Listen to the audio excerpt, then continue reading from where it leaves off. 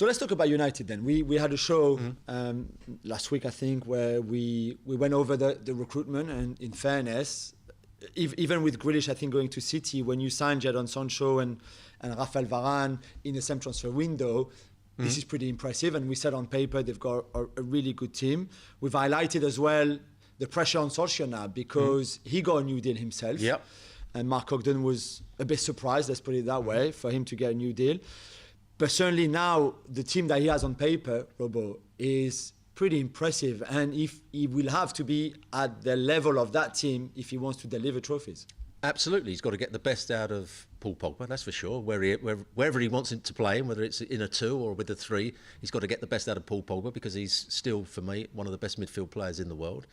He's got to get the best out of the wide players. He's got to make the wide players, whether it's Rashford, whether it's Sancho, whether it's Greenwood, whoever he plays in those wide areas, he's got to get them better tactically in terms of playing higher up the field. And when teams are playing with a low block and they're making sure they're compact, they've got to find ways of breaking through that rather than always going too deep to get the ball. And I think they've got to make sure that whoever plays at centre forward, whether it's Cavani, whether it's Martial, whether it's Rashford, that they're willing to run in behind. That hasn't been the case when teams defend quite deeply against them.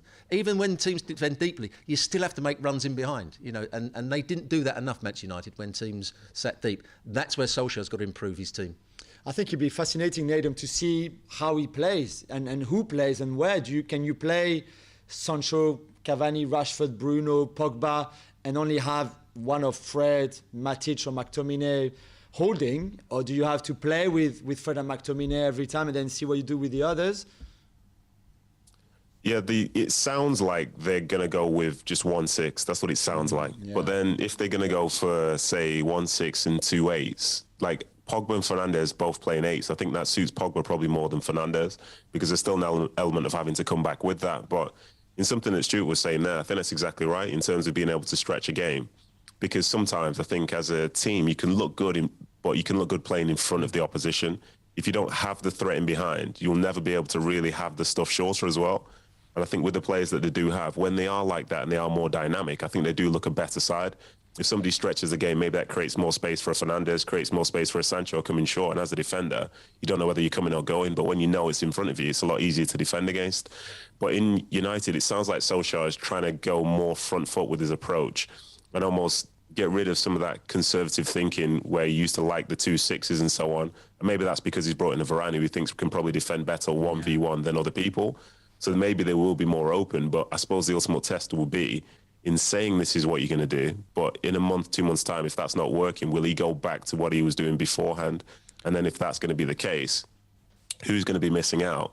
And that pressure is really going to ramp up. Because, we talk about the fact that he signed that deal, and I think Mark Ogden was saying the biggest issue was the length of time in which it was when you look at other managers who were on 2-year deals, and I get that, but yeah, at the end of the day, this guy is the manager of Manchester United, and they need to be winning stuff to be Manchester United. When they're not, this iteration of them isn't United.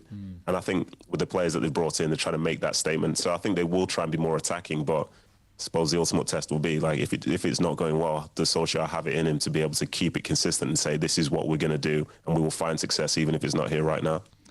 Sancho obviously was one of yours before. I won't go into does it hurt to see him with a red shirt, but yes, it does. Yeah. Please carry on. Well, it does hurt.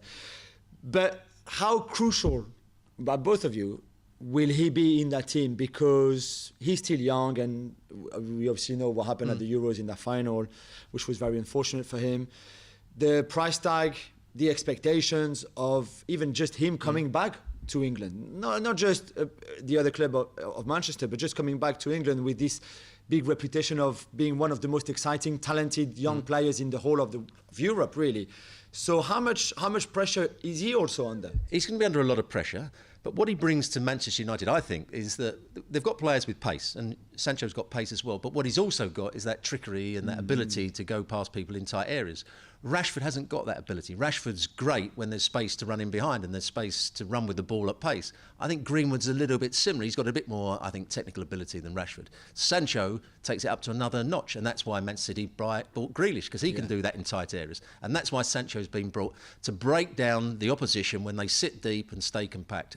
And that's what teams have struggled to do in the Premier League so far. Manchester City do it with their passing. Haven't always done it, but they didn't do it against Chelsea in the Champions League final because they didn't have anybody to go past people with the ball. Manchester United couldn't do it when teams dropped deep. Now they've got a player that can go past people.